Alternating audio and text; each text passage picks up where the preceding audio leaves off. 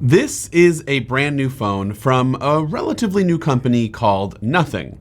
The phone is the Nothing Phone 1, and in a world of smartphones that seemingly all just kind of blend together these days, the Nothing Phone 1 does actually stand out quite a bit. I've only had this phone for a very, very short period of time, but I've spent that time testing it out as much as I could. And I have to say, for those who are interested in a new mid-range Android phone, this has to be the best option out there. And honestly, we could just kind of throw out the word mid-range because it performs very well and it has a lot of high-end features. So let's just say you're interested in a new phone. Maybe you're thinking about switching from an iPhone. For those of you who regularly watch this channel, you might not be interested in doing that. But for those of you who are new here, welcome. And again, for those who might be looking to switch from an iPhone to something else, I hope my first impressions can help you make a clearer decision. And honestly, if you were looking to maybe switch from your iPhone to something else, this will no doubt give you that new, fresh feeling that you might be looking for, while also being sort of familiar. I don't think it's a secret here that Nothing definitely borrowed some design elements from an iPhone.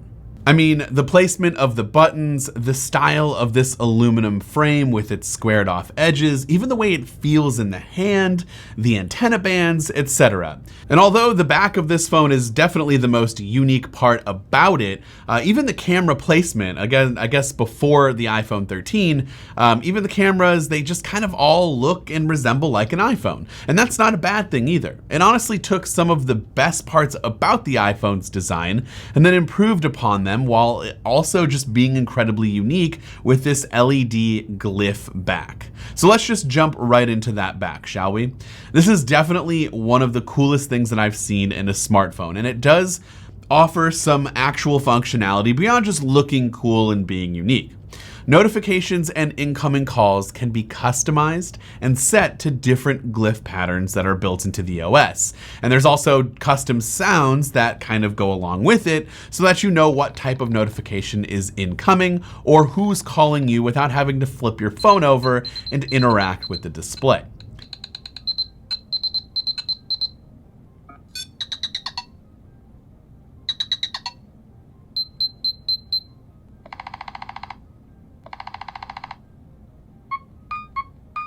There are tons of really cool sound options to choose from, and the light show that it puts on is still really fun to mess around with.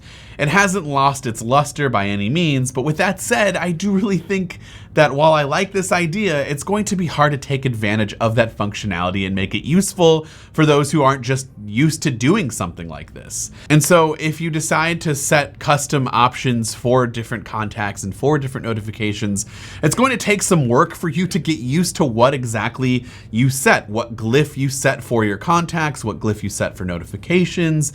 And so, I don't know if that's going to end up being useful for most people out there. Where I think things could get easier, and I'm not sure if this is possible to do in the future with a software update, is to add different colors to the glyphs. I'm guessing that's not possible right now, but you could set red for Gmail, green for messages, blue for Twitter. And if you could do that, you would know based off of the color that you set what exactly is going on the back of your phone. Otherwise, it would just make more sense to keep your phone up and then tap it whenever a notification comes in and see from the display exactly what you have. There are a few glyph features for the camera that are a little bit useful, and you can be toggling them on in the camera settings, like having a fill light for photos maybe of darker subjects, which seems like a better alternative than using the flash on your phone. And there's also a really cool red light that can indicate when you're recording video.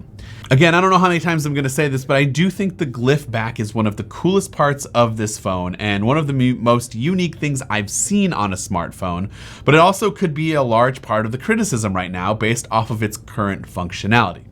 That might be my only gripe about this phone right now, unless you really want to spec hunt and be hyper specific and critical of the mid-range specs that you are given. But again, the price point and the specs that are offered, it's really not that bad. The specs are mid-range, but the performance has been so far from that so far.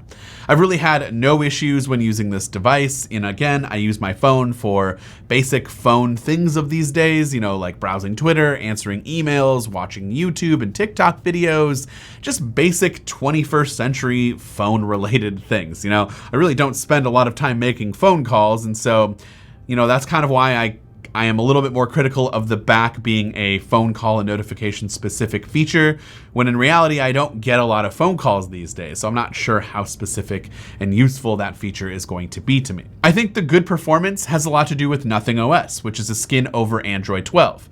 It's very basic with a few custom settings and features that fit the overall theme of Nothing's aesthetic and its design language. Everything from the font and widgets down to a few custom functional features, like at the top here when you drop down the notification shade and you see some quick toggles, you can actually swipe this top left toggle to have even more options. And there's also an interesting Tesla integration that would in theory allow users to have a Tesla control specifically at the top of the quick toggle drop-down menu. But unfortunately, this feature is still an experimental feature and it's actually not working properly at the moment for me. Quickly touching on this display is fantastic. It's a 6.55-inch OLED screen with HDR10 Plus and 120 Hz adaptive refresh rate. There's a little hole punch camera off to the left side with slim and uniform bezels all the way around the device. And it's not curved, which is just an underrated thing about phones these days. I'm not a fan of curved displays. I think it just doesn't lead to a good experience when holding it in the hand. And overall, I think the Nothing Phone 1 feels great in the hands. It's actually incredibly lightweight thanks to the materials used, but still feels very premium in the hands. And I just think the design has been knocked out of the park for a company that's offering its first ever smartphone. Oh, and there's an under display fingerprint sensor here, which I don't know, over the last few phones that I've used, it just hasn't been a very fun experience. It's been pretty slow at times from other fingerprint sensors that are under the display, or it's just not accurate. And I'm actually happy to report that while it's been a short amount of time, I've been very impressed. It's been quick enough. It's been very accurate. So far, so good with this phone. I didn't get a whole lot of testing done with the cameras, but for what you're paying for, I do think that they've been pretty good. There are two 50 megapixel cameras, one ultra wide and one standard wide angle lens. I'll take some more photos throughout the week if you guys are interested in seeing a direct comparison between the Nothing Phone 1 and the iPhone 13 Pro. If you are, let me know in the comments down below. But I think from the photos that you're seeing here, there are a couple of portrait mode photos sprinkled in as well. I think it's been pretty good. And while 50 megapixels for each camera sounds great, I do think you have to kind of look beyond those specs.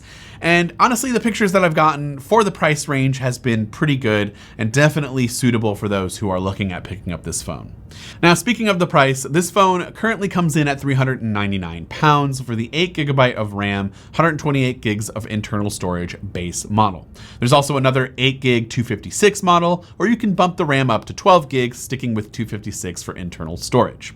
It's not yet available in the US, but hopefully they should be clearing all of that up soon and could be coming to a carrier near you with that same mid-range price point, but offering really good specs and high-end features that you just don't get in other phones at this price point. It's unique enough and more than capable of being someone's primary phone for a long time, and that would be hard to not recommend checking out if you're interested in a device like this one. Of course, I would love to know your thoughts in the comments down below, what you think of Nothing's first phone, the Nothing Phone 1. Go ahead and let me know what you think about this unique design in the comments down below. This has been Dan with Mac Rumors. Thanks so much for watching, and I hope to see you around in the next video.